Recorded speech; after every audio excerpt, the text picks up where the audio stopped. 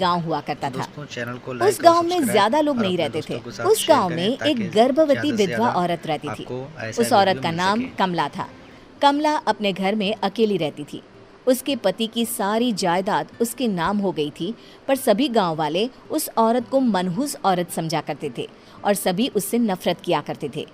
एक बार कमला राशन की दुकान पर खाने का सामान खरीदने जाती है। भैया जी, जरा 1 किलो दाल चावल देना।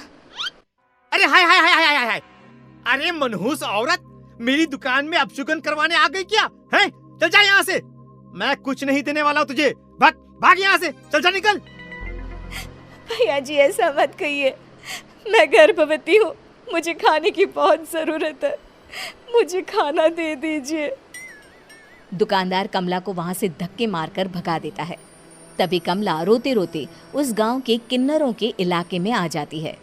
गांव वाले किन्नरों को उसी इलाके में रखा करते थे, क्योंकि वो लोग किन्नरों को पसंद नहीं करते थे और उनके इलाके में रहने से मना करते थे।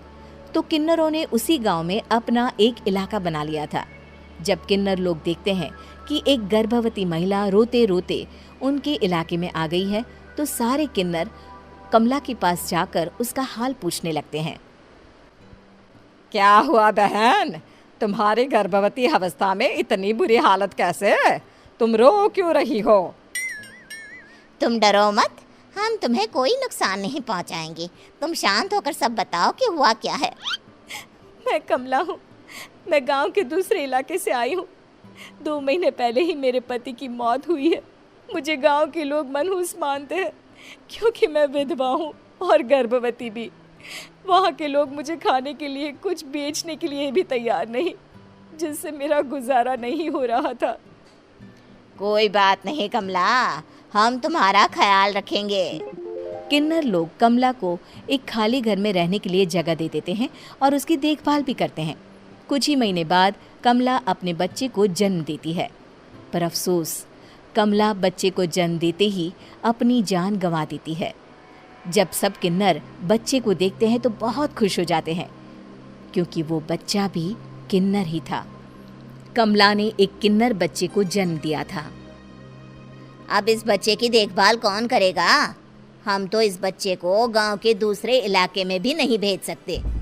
और तो क्या हुआ, इस बच्चे की माँ नहीं रही तो हम इसे पालेंगे। अब ये हमारे इलाके में रहेगा, हमारे साथ रहेगा। फिर वो किन्नर उस किन्नर बच्चे को गोद ले लेते हैं, उसका नामकरण कराते हैं। उस किन्नर बच्चे का नाम शक्ति रखा जाता है। देखते ही देखते शक्ति बड़ी होने लगती है। उसके रंग रूप बहुत सुंदर थे। वो बहुत सुंदर किन्नर दिखती है। एक दिन शक्ति एक किन्नर से पूछती है, माँ जी सुनिए ना, ये गांव के दूसरे इलाके में भी तो लोग रहते हैं, तो हम वहाँ क्यों नहीं जाते? हम उनसे अलग क्यों रहते हैं? शक्ति, क्योंकि वो लोग हमारे जैसे नहीं, वो लोग हमें पसंद नहीं करते, इसीलिए हम उनसे अलग रहते हैं। क्यों? वो हमें क्यों पसंद नहीं करते? मुझे एक बार उस इलाके में जाना है, मैं एक बार वहाँ जाकर घूम कर आऊँ। शक्ति, खबरदार, जो तू उस इलाके में कभी भी गई तो अपनी जान नहीं गंवाना चाहती तो उस इलाके में कभी कदम भी नहीं रखेगी, समझी? इतना कहकर वो किन्नर वहाँ से चली जाती है। शक्ति उस किन्नर की बात सुनकर बहुत रोती है। माँ जी, ऐसा कैसे कह सकती हैं? उन्होंने इतनी सी बात के लिए मुझे इतना डांटा। अब तो मैं उस इलाके में ज़रूर जाऊंगी। फिर एक दिन शक्ति गांव के दूसरे इलाके में चुपके से जाती है। ये लोग तो हमारे जैसे ही इंसान हैं, तो ये हमसे नफरत क्यों करते हैं? जब शक्ति उस इलाके में पहुंचती है तो गांव के सारे आदमी उसके रूप से मोहित हो जाते हैं। वो लोग ये अंदाज़ा नहीं लगा पाते कि वो किन्नर है। शक्ति की सुंदरता देखकर सारे गांव वाले उसकी तारीफ करने लगते हैं। तभी गांव का चक्कर लगाने गांव के जमींदार का बेटा हर्ष वहां पहुंचता है। हर्ष भी दिखने में बहुत सुंदर होता है। जब हर्ष ने शक्ति को देखा तो वो भी उससे मोहित हो गया, और जब शक्ति की नज़र हर्ष पर पड़ी तो वो हर्ष को देखकर मोहित हो गई। आपको पहले कभी इस गांव में देखा नहीं। इस गांव में आप नए हैं क्या?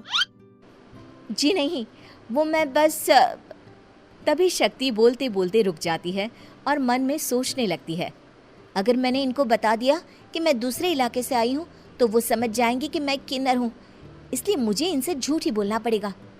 शक्ति हर्ष को कहती है, जी हाँ, मैं इस गांव में नई आई हूँ, यहाँ अकेली रहती हूँ। वैसे आप कौन है? आप भी इसी गांव में रहते हैं?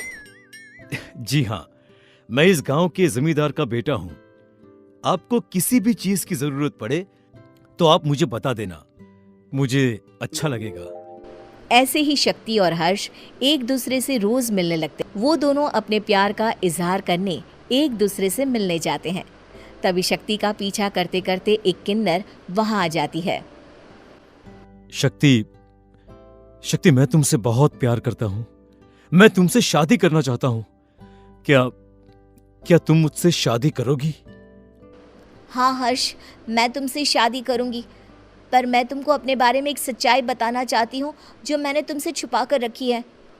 तभी उनके बीच में ही वो किन्नर आ जाती है।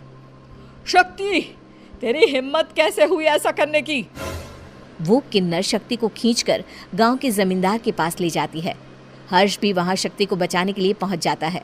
जमींदार शक्ति और हर्ष के प्यार के बारे में सुनकर गुस्से में आ जाता है और शक्ति को गांव के बाहर निकालने की सजा देता है। शक्ति ये बात सहन नहीं कर पाती और कुएं में कूदकर अपनी जान दे देती है। जमींदार हर्ष की शादी गांव की एक लड़की से करवा देता है, पर हर्ष इस शादी से खुश नहीं होता।